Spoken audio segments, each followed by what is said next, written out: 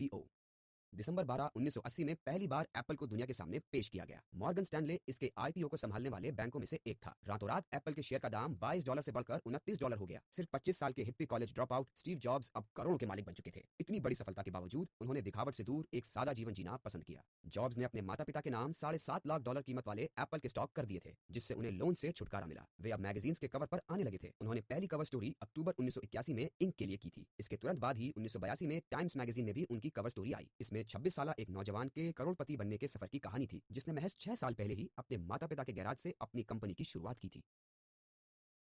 मैकिन्टॉश अपने आक्रामक व्यवहार के चलते जॉब्स लीजा प्रोजेक्ट से जबरन हटा दिए गए थे। इसी दौरान जेफ रस्किन नामक एप्पल के एक इंजीनियर एक ऐसा बेहद सस्ता कंप्यूटर बनाने में जुटे थे जिसे कोई भी खरीद सकता था, और अपने इस प्रोजेक्ट का नाम उन्होंने मैकिन्टॉश रखा, जो उनके पसंदीदा सेब की एक किस्म का नाम था। अब क्योंकि जॉब्स लीजा वाला प्रोजेक्ट खो चुके थे, तो उनका सारा ध्यान रस्किन के प्रोजेक्ट पर लगा रहा। रस्किन का सपना एक ऐसा सस्ता कंप्यूटर बनाने का था जो स्क्रीन और कीबोर्ड के साथ महज $1000 की लागत का हो। जॉब्स ने उनसे कहा कि वे सिर्फ मैकिन्टॉश बनाने पर ध्यान दें और कीमत की फिक्र ना करें, मगर रस्किन मैकिन्टॉश पर काम पूरा नहीं कर पाए। पर संयोग से जॉब्स ने एक दूसरा इंजीनियर ढूंढकर उसकी मदद से ऐसा डिवाइस बनाया जो कुछ महंगे मगर पहले से बेहतर माइक्रोप्रोसेसर पर काम कर सके। मैक लीजा से भी बेहतर माउस और ग्राफिक इंटरफेस के साथ बाजार में उतरा। जॉब्स न केवल एक तेज दिमाग वाले इंजीनियर थे, बल्कि एक एक्स्ट्रॉर्डिनरी डिजाइनर भी थे। उनके लिए प्रोडक्ट डिजाइन किसी कला से कम नहीं था। सिंपल इज सोफिस्टिकेटेड, यही मैक और एप्पल का मोटो था। वे चाहते थे कि मैक एक छोटे से पैकेज में आ सकने लायक हो जो अंदर बाहर से बेहद आधुनिक लगे। इसके अलावा उन्होंने मैक के विंडोज, आइकॉन्स, फॉन्ट्स और बाहरी पैकेजिंग की डिजाइन पर भी खास ध्यान दिया था। अनगिनत प्रपोजल और रिविजन्स के बाद जॉब्स ने अपनी पूरी डिजाइन टीम के एक पेपर पर सिग्नेचर करवाए। इन सभी 50 सिग्नेचर्स को हर मैकिन्टॉश कंप्यूटर के अंदर खुदवाया गया। मैक के डिजाइन और टेक्नोलॉजी की खुशी का एक जश्न मनाया गया। माइक्रोसॉफ्ट बिल गेट्स और स्टीव जॉब्स ने मिलकर एक एग्रीमेंट किया। ये एग्रीमेंट मैकिन्टॉश को माइक्रोसॉफ्ट सॉफ्टवेयर के साथ तैयार करके बाजार में लाने के बारे में था, और शर्त थी कि प्रोग्राम में एप्पल का लोगो जरूर रहेगा। लेकिन ये साझेदारी टिक नहीं पाई। इस मुद्दे पर बातचीत के दौरान जॉब्स और गेट्स की अक्सर बहस हो जाया करती थी। गेट्स का बैकग्राउंड जॉब्स से बिल्कुल अलग था। उनके पिता वकील थे और माँ एक सिविक लीडर थी। गेट्स अपने खास तबके वाले प्राइवेट स्कूल के वक्त से ही टेक्नोलॉजी के कीड़े रहे थे। हार्वर्ड की पढ़ाई बीच में ही छोड़कर गेट्स ने अपनी खुद की सॉफ्टवेयर कंपनी शुरू कर ली थी। जॉब्स दूरदर्शी व्यक्ति थे जिनमें अपने काम के प्रति दीवानगी थी, और इसी वजह से कभी कभी उनके लहजे में एक रूखापन आ जाता था। इसके उलट बिल गेट्स डिसिप्लिन के पक्के थे, प्रैक्टिकल थे, जो सोच समझकर कदम उठाते थे। ये संयोग था कि दोनों का ही जन्म 1955 में हुआ था। दोनों ही कॉलेज ड्रॉप आउट थे जो पर्सनल कंप्यूटर की दुनिया में एक क्रांतिकारी बदलाव लाए थे। गेट्स माइक्रोसॉफ्ट सॉफ्टवेयर को अलग अलग तरह के प्लेटफॉर्म में खोलना चाहते थे, मगर जॉब्स चाहते थे कि एप्पल के लिए अलग से कुछ खास सॉफ्टवेयर रहे। उनका ये मतभेद चलता रहा, और आखिरकार उनके इस मतभेद का फायदा आईबीएम के पर्सनल कंप्यूटर्स को हुआ। माइक्रोसॉफ्ट ने पहले अपना ऑपरेटिंग सिस्टम डीओएस निकाला, और बाद में विंडोज 1.0 पर जॉब्स ने कहा था, माइक्रोसॉफ्ट की समस्या यह है कि उनके अंदर क्रिएटिविटी की कमी है। उनके आइडियाज ना तो असली होते हैं, ना ही उनके प्रोडक्ट में कोई कल्चर होता है। त्यागपत्र लीजा प्रोजेक्ट जॉब्स के हाथों से छीनकर उन्हें बोर्ड का नॉन एग्जीक्यूटिव सदस्य बना दिया गया था। बेशक उनके पास एप्पल के 11% शेयर थे, फिर भी उनके पास अब ज्यादा अधिकार नहीं रहे। 1985 में उन्होंने प्रेसिडेंट जॉन स्कली से कहा कि वे एक अलग कंपनी खोलना चाहते हैं। जॉब्स ने कहा कि उनकी ये कंपनी एप्पल से अलग होगी, मगर उसकी कॉम्पिटिटर नहीं होगी। जॉब्स ने अपनी इस नई कंपनी का नाम नेक्स्ट रखा। उन्होंने स्कली से कहा कि उन्हें 5 लो लेवल एम्प्लॉयज चाहिए जिन्हें वे नेक्स्ट में रख सकें। जब जॉब्स ने स्कली को नाराज हो गए क्योंकि जिन लोगों के नाम जॉब्स ने सुझाए थे वे बिल्कुल भी लो लेवल नहीं थे। बोर्ड मेंबर को लग रहा था कि जॉब्स अब कंपनी के प्रति ईमानदार नहीं रहे और एक चेयरमैन के तौर पर अपने फर्ज से मुंह मोड़ रहे हैं। सबने एकजुट होकर जॉब्स का विरोध करने का निर्णय लिया। मीडिया में इस बात की चर्चा जोर शोर से होने लगी कि जॉब्स को चेयरमैन के पद से निकाला जा रहा है, मगर त्यागपत्र का ख्याल उनके मन में तब से ही था जब उन्होंने नेक्स्ट के बारे में सोचा था। आखिर में उन्होंने एग्जीक्यूटिव मार्क मर्कुला को अपना त्यागपत्र मेल कर दिया। जॉब्स के त्यागपत्र की ये कुछ पंक्तियां थीं। अब कंपनी एक ऐसा रवैया दिखाती नजर आ रही है जो मेरे और मेरे न्यू वेंचर के लिए सेफ नहीं लग रहा है। जैसा कि आप जानते हैं कि कंपनी की नई गाइडलाइंस में मेरे लिए करने को कुछ अधिक नहीं बचा। यहाँ तक कि रेगुलर मैनेजमेंट रिपोर्ट पर भी मेरा कोई अधिकार नहीं रह गया है। मैं अभी सिर्फ 30 का हूँ और बहुत कुछ हासिल करने की इच्छा रखता हूँ। पिक्सार और टॉय स्टोरी। जॉर्ज ल्यूकस अपने कंप्यूटर डिवीजन के लिए किसी खरीदार की तलाश में थे। एक दोस्त ने जॉब्स को सलाह दी कि उन्हें ल्यूकस फिल्म कंप्यूटर डिवीजन के प्रमुख एड कैटमल से मिलना चाहिए। जॉब्स टेक्नोलॉजी के साथ आर्ट को मिलाने में बहुत ज्यादा इंटरेस्टेड थे। जब वे डिवीजन गए तो वहां का काम देखकर पूरी तरह हैरान रह गए। डिवीजन मुख्य रूप से डिजिटल इमेजेस के लिए सॉफ्टवेयर और हार्डवेयर बेच रहा था। दूसरी तरफ यहाँ पर एनिमेटर्स थे जो शॉर्ट फिल्म्स बनाया करते थे। इस छोटी सी एनिमेशन टीम के मुखिया थे जॉन लेस्टर। जॉब्स ने तुरंत ही ये डील पक्की कर ली और 70% शेयर उनके हो गए। इसी डिवीजन का सबसे खास प्रोडक्ट था पिक्सार इमेज कंप्यूटर, और इसलिए नई कंपनी का नाम भी पिक्सार रखा गया।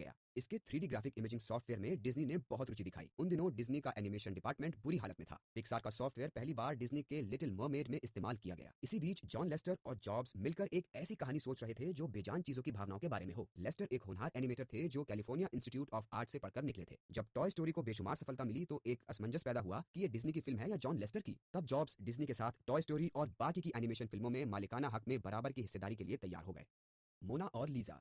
सन 1980 से ही जॉब्स गुपचुप तरीके से अपने असली माँ बाप की तलाश में जुटे हुए थे और इसके लिए उन्होंने जासूसी सेवा की मदद ली और आखिरकार उन्होंने अपनी असली माँ को ढूंढ निकाला। उनकी माँ का नाम जोआन स्कीबल था और वो लॉस एंजलिस में रहती थी। जोआन स्टीव के असली पिता अब्दुल फतेह जंदली से अलग रहती थी, जो कि एक सीरियन थे। उनकी शादी सफल नहीं रही थी, मगर उन्होंने जॉब्स को बताया कि मोना सिम्पसन नाम की उनकी एक हाफ सिस्टर भी है। जॉब्स मोना से न्यूयॉर्क में मिले। उन्हें ये जानकर बहुत खुशी हुई कि वो एक नॉवेलिस्ट हैं। दोनों ही आर्ट में गहरी दिलचस्पी रखते थे और यही वजह थी कि उनके बीच एक गहरा रिश्ता बन गया। जॉब्स ने मोना को उनकी बुक रिलीज में भी मदद की। दोनों एक दूसरे को बहुत पसंद करते थे और उनके बीच मजबूत दोस्ती का रिश्ता बन गया। इसी बीच जॉब्स ने क्रिसन ब्रेनन और लीजा के लिए एक घर खरीदा, जहां वे दोनों रहने लगी। जब लीजा वहां होती तो जॉब्स बीच बीच में मिलने आते। जॉब्स ने कहा था, मैं पिता नहीं बनना चाहता था, इसलिए मैं नहीं था। जब लीजा 8 साल की हुई, जॉब्स का आना जाना और ज्यादा बढ़ गया। उन्होंने देखा कि लीजा पढ़ाई के साथ साथ आर्ट में भी बहुत होनहार थी। लीजा उन्हीं की तरह उत्साही थी और कुछ कुछ उन जैसी ही दिखती भी थी। एक दिन जॉब्स अपने साथियों को सरप्राइज देने के लिए लीजा को अपने साथ एप्पल के ऑफिस में लेकर गए। कभी कभी वो उसे स्कूल से भी लेने जाते थे और एक बार तो वे उसे अपने साथ टोक्यो की बिजनेस ट्रिप पर भी ले गए। फिर भी ऐसा कई बार हुआ जब जॉब्स अपनी भावनाओं को प्रकट नहीं करते थे। जैसे जैसे वक्त बीतता गया, बाप बेटी का रिश्ता अनेक उतार चढ़ाव से गुजरा। शादी। अक्टूबर 1989 में जॉब्स की मुलाकात लॉरेन पॉवल से हुई। जॉब्स को स्टैनफोर्ड यूनिवर्सिटी में लेक्चर के लिए इनवाइट किया गया था और पॉवल तब नई नई बिजनेस स्कूल ग्रेजुएट थी। वे दोनों लेक्चर के दौरान साथ बैठे थे। जॉब्स पहली नजर में ही पॉवल के प्रति आकर्षित हो गए थे। उन्होंने आपस में कुछ देर बातचीत की और फिर जॉब्स ने उन्हें डिनर के लिए इन्वाइट कर लिया। लॉरेन पॉवल एक स्मार्ट, आत्मनिर्भर और पढ़ी लिखी औरत थी। उनका सेंस ऑफ ह्यूमर गजब का था और वे शाकाहारी थी। जॉब्स इससे पहले कई औरतों को डेट कर चुके थे, मगर पॉवल से उन्हें सच में प्यार हो गया था। दिसंबर 1990 में वे दोनों छुट्टियां बिताने के लिए हवाई गए। क्रिसमस पर जॉब्स ने पॉवल को शादी के लिए प्रपोज किया और फिर मार्च 18, 1991 में योसेमिटी नेशनल पार्क में दोनों शादी के बंधन में बंध गए। उस वक्त जॉब्स 36 साल के थे, जबकि पॉवल 27 की थी। करीब 50 लोग इस शादी में शामिल हुए थे, जिनमें जॉब्स के पिता और उनकी बहन मोना भी थी। शादी के बाद ये जोड़ा पोलो ऑल्टो के एक 2 स्टोरी फ्लैट में शिफ्ट हो गया था। स्टीव और लॉरेन के 3 बच्चे हैं, पॉल रीड, एरिन सिएना और ईव। रिस्टोरेशन।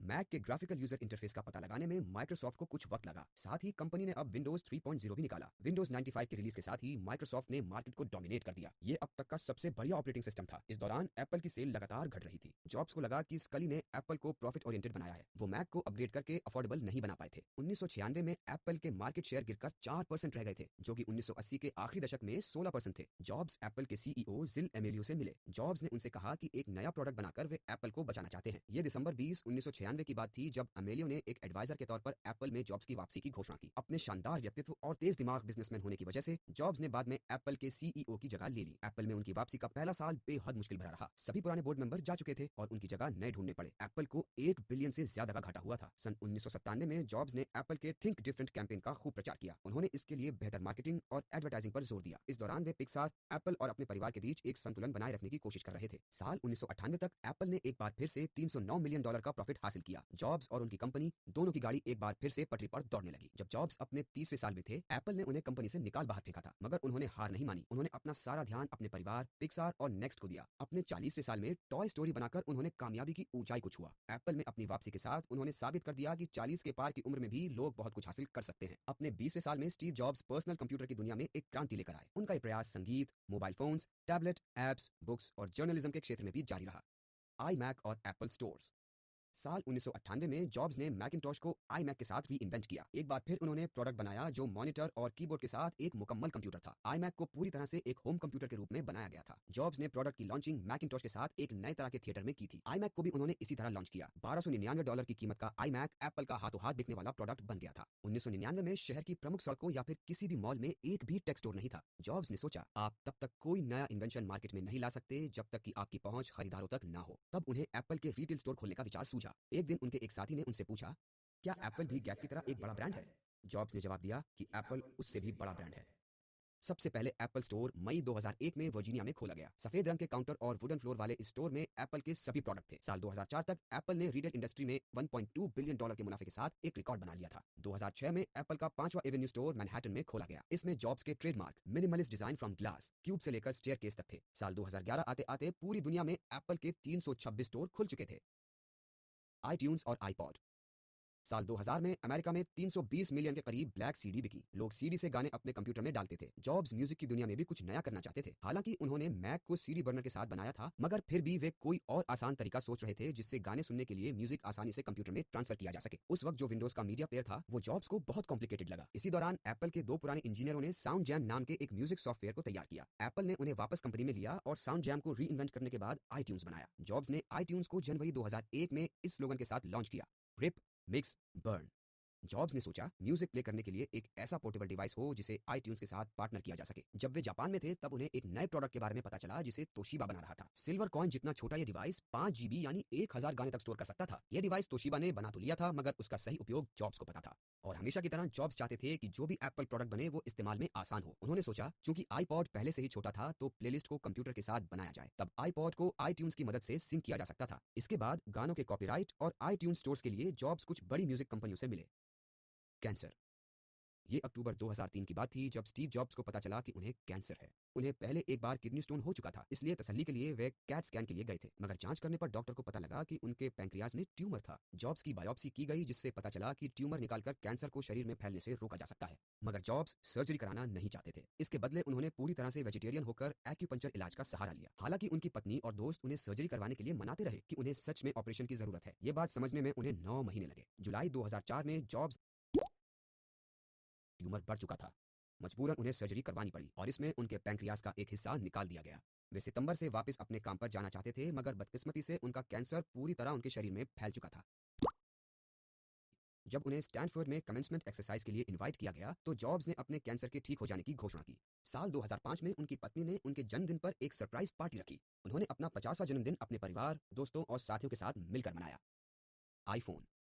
सारी दुनिया आईपॉड की दीवानी हो गई थी। साल 2005 तक ये एप्पल का कुल 45% रेवेन्यू कमा रहा था और हमेशा की तरह जॉब्स कुछ और इनोवेट करने में लगे थे। उन्होंने अपना ये तर्क बोर्ड के सामने रखा कि जो कभी डिजिटल कैमरे के साथ हुआ वो आईपॉड के साथ भी हो सकता है। इस समस्या से निपटने के लिए एप्पल को अपना खुद का फोन बनाना जरूरी था जिसमें इनबिल्ट कैमरे के साथ साथ म्यूजिक प्लेयर भी हो। उन्होंने इस बारे में सोचा और मोटरोला के साथ टाई अप करने के लिए नेगोशिएट किया मगर जॉब्स पूरी तरह संतुष्ट नहीं हो पाए।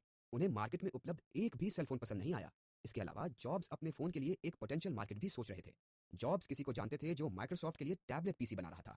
जो इंजीनियर इसे बना रहा था वो इसके बारे में क्लासिफाइड जानकारी दे रहा था। माइक्रोसॉफ्ट का ये टैबलेट स्टाइलस के साथ आता था लेकिन जॉब्स ने अपने इंजीनियर से पूछा कि क्या वे ऐसा एप्पल प्रोडक्ट बना सकते हैं जिसमें टच स्क्रीन हो। जब आईफोन का डिजाइन तैयार करके उनके सामने पेश किया गया जॉब्स ने कहा यही फ्यूचर है। कैंसर की वापसी। 2008 तक जॉब्स का कैंसर बुरी तरह उनके शरीर में फैल चुका था। असहनीय दर्द के अलावा उन्हें ईटिंग डिसऑर्डर से भी जूझना पड़ रहा था। जॉब्स को जवानी के दिनों में अक्सर खाली पेट रहने और एक्सट्रीम डाइट की आदत थी। कैंसर की लाइलाज बीमारी में भी वे खाने के प्रति लापरवाह थे। उस साल जॉब्स का वजन लगभग 40 पाउंड घट गया था। जब वे आईफोन 3G को दुनिया के सामने लेकर आए तो मीडिया ने उनके वजन कम होने पर ज्यादा इंटरेस्ट दिखाया। सिर्फ महीने भर में ही एप्पल के स्टॉक घटने लगे थे। आखिरकार जॉब्स को जनवरी 2009 में मेडिकल लीव पर जाना पड़ा। उसके 2 महीने बाद ही उनका लिवर ट्रांसप्लांट का ऑपरेशन हुआ। उनके लिवर में ट्यूमर पाया गया और डॉक्टर इस बात से और चिंतित हो गए थे। जॉब्स के मेडिकल लीव पर जाने पर एप्पल के मैनेजमेंट में कुछ अरेंजमेंट किए गए। धीरे धीरे स्टॉक प्राइस कुछ सुधरे। एक कॉन्फ्रेंस कॉल के दौरान ऑपरेशन मैनेजर टिम कुक ने कहा हमें इस बात का यकीन है कि हम इस दुनिया में सिर्फ महान प्रोडक्ट बनाने के लिए हैं और ये हमेशा होता रहेगा। यहाँ कौन क्या काम कर रहा है इस बात की परवाह किए बगैर हमारा सारा ध्यान सदा इनोवेटिंग पर रहा है। ये वैल्यूज कंपनी के साथ इस कदर जुड़े हुए हैं कि एप्पल हमेशा बेहतरीन करता रहेगा। जॉब्स हालांकि बीमारी में भी शांत नहीं थे। उनका जुझारूपन अभी कायम था। साल 2010 में वे ठीक होकर फिर से एप्पल आने लगे थे। कैंसर भी उन्हें रोक नहीं पाया और उन्होंने आईपैड के बाद आईपैड 2 और आईक्लाउड डेवलप किया। आखिरी बोर्ड मीटिंग। ये साल 2011 था जब जॉब्स को उनके डॉक्टर्स ने बताया कि ट्यूमर उनकी हड्डियों और बाकी ऑर्गन्स में फैल चुका था। इसके साथ ही दर्द, वजन घटना, ईटिंग डिसऑर्डर, नींद न आना और मूड स्विंग्स जैसी अन्य परेशानियों से उनकी हालत बद से बदतर होती जा रही थी। ऐसे कई प्रोजेक्ट थे जिन्हें जॉब्स पूरा करना चाहते थे मगर अपनी बीमारी की वजह से उन्हें अपने परिवार की देखरेख में घर पर बैठना पड़ रहा था। अगस्त में जॉब्स ने लेखक आइजैक्सन को मैसेज करके उनसे मिलने की गुजारिश की। वे आइजैक्सन को अपनी बायोग्राफी के लिए कुछ फोटोज दिखाना चाहते थे। उन्होंने हर तस्वीर के पीछे की कहानी उन्हें बताई और बिल गेट्स से लेकर प्रेसिडेंट ओबामा तक उन सब लोगों के बारे में बताया जिनसे वे मिले थे। जॉब्स का शरीर भले ही बहुत कमजोर हो गया था मगर उनका दिमाग अभी भी तेज चलता था। जब आइजैक्सन जाने लगे तो जॉब्स ने अपनी बायोग्राफी को लेकर चिंता जताई लेकिन फिर उन्होंने लेखक से कहा मैं चाहता हूं कि मेरे बच्चे मेरे बारे में जानें क्योंकि मैं उनके साथ ज्यादा वक्त नहीं बिता पाया। मैं चाहता हूं कि जो कुछ भी मैंने किया वे उसके बारे में जानें। एक वजह और भी है, जब मैं नहीं रहूंगा तो लोग मेरे बारे में लिखना चाहेंगे। हालांकि वे मेरे बारे में कुछ नहीं जानते तो जो कुछ भी लिखा जाएगा सब गलत होगा। इससे बेहतर है कि मैं अपनी बात खुद ही कह सकूं। जॉब्स की आखिरी बोर्ड मीटिंग 24 अगस्त 2011 को थी। उन्होंने इस मीटिंग में वो लेटर पढ़ा जिसे वो हफ्तों से रिवाइज कर रहे थे। इसमें लिखा था मैं हमेशा से ही कहता आया हूं कि कभी अगर मैं एप्पल के सीईओ की हैसियत से अपना फर्ज और इस कंपनी की उम्मीदों पर खरा उतरने लायक ना रह पाऊं तो ये बात आप लोगों को सबसे पहले मैं खुद बताऊंगा। और अफसोस की बात है कि वो दिन आज आ गया है। नतीजा। स्टीव जॉब्स अपनी पसंद में इंटेंस हो सकते थे। उनके साथी उनके लिए या तो हीरो थे या फिर एकदम निकम्मे। इसी तरह उनके प्रतिद्वंदी भी उनकी नजरों में या तो अव्वल थे या एकदम नाकारा। यही नहीं, वे हद से ज्यादा ईमानदार थे। उनके अधीन काम करने वालों के अनुसार वे सीधी और सच्ची बात करने में यकीन रखते थे। जॉब्स हर काम में अपना दखल देते थे। स्वभाव से वे कंट्रोलिंग थे। मैक का ऑपरेटिंग सिस्टम वे खासतौर पर सिर्फ एप्पल के लिए ही चाहते थे। हालांकि उनके फैसले से माइक्रोसॉफ्ट को फायदा पहुंचा था, लेकिन जॉब्स अपने प्रोडक्ट्स को बेहतर से बेहतरीन बनाने पर जोर देते थे। प्रोडक्ट के डिजाइन से लेकर कस्टमर के अनुभव तक में उन्हें अपना दखल चाहिए था। उनका लक्ष्य हमेशा सिर्फ और सिर्फ परफेक्शन था। कंज्यूमर क्या चाहता है, इससे ज्यादा वे इस बात का ख्याल रखते थे कि मार्केट में आने वाला सबसे पहला प्रोडक्ट सिर्फ उनका हो। उनकी मौजूदगी में एप्पल इनोवेशन में हमेशा सबसे आगे रहा। जैसा कि कंपनी का मोटो रहा है, थिंक डिफरेंट। स्टीव जॉब्स भले ही कभी कभी सनकी हो जाते थे, मगर उन्होंने खुद को डिजिटल एज का सबसे महान इनोवेटर साबित कर दिखाया। जॉब्स का हमेशा यह मानना था कि अक्सर किसी भी कंपनी के डूबने के पीछे एक वजह यह होती है कि जब उनका कोई प्रोडक्ट चल पड़ता है तो कंपनी का सारा ध्यान प्रॉफिट कमाने में लग जाता है। मगर एक कामयाब कंपनी वही होती है जो आखिर तक कायम रहती है, क्योंकि उनका मकसद सिर्फ पैसा कमाना नहीं होता, बल्कि हर बार बेहतर करना ही उनका लक्ष्य होता है। और एप्पल के लिए वो यही लक्ष्य चाहते थे। पूरे 3 दशकों तक जॉब्स लगातार अपने लक्ष्य की ओर बढ़ते रहे। उन्होंने एप्पल II और मैकिंटॉश के साथ ऑल इन वन और ready to use personal computer बनाया। उन्होंने पिक्सार के साथ एनिमेशन की दुनिया ही बदल दी। उनके आईट्यून्स और आईपॉड ने म्यूजिक इंडस्ट्री को पायरेसी से बचाया। आईफोन और आईपॉड की मदद से बिजनेस और एंटरटेनमेंट एक ही पोर्टेबल डिवाइस में सिमट कर रह गए। और आईक्लाउड ने तो डेटा सिंक को बेहद आसान बना दिया। बेशक स्टीव जॉब्स अब इस दुनिया में नहीं रहे, लेकिन उनकी लेगेसी हमेशा जिंदा रहेगी। एप्पल और पिक्सार आगे भी यूं ही टेक्नोलॉजी और आर्ट का तालमेल बनाते रहेंगे। जॉब्स की बायोग्राफी से हम जो चीज सीख सकते हैं वो ये है कि हमेशा चलते रहो, सुधार करते रहो। तुम्हारी ये कोशिशें खुद ब खुद तुम्हें कामयाब बनाएंगी। दोस्तों, रिव्यू सेक्शन में जरूर लिखकर बताइएगा कि आपको ये समरी